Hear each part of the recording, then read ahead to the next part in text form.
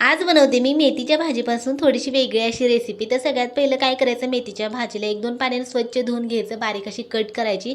त्याच्यामध्ये थोडंसं बेसन घालायचं, खोबरं, लसूण, कोथिंबीर, अद्रक, जिरे, ओवा, तीळ आणि थोडीशी कोथिंबीर हे सगळं एकत्र मिक्सरमध्ये बारीक करून घ्यायचं. त्याच्यामध्ये बारीक करतानाच मी थोडीशी हळद घातली होती. ते वाटण घालायचं, सगळं नीट व्यवस्थित मिक्स करायचं.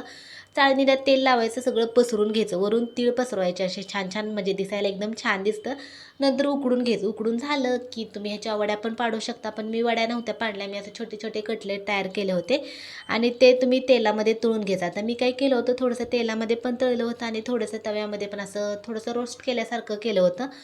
तर दोन्ही पण पद्धतीने एकदम छान लागतं. तर अशा रीतीने मेथीच्या भाजी थोडीशी वेगळी अशी रेसिपी तयार झाली. एकदम भारी झालं होतं. दोन्ही पण छान लागत होतं. तुम्हाला दोन्हीपैकी एक कोणता आवडेल तर तसं करू शकता. मी दोन्ही पण केलं होतं. चला तुम्ही या सगळेजण जेवण करायला आणि आजचा व्हिडिओ कसा वाटला ते पण सांगा.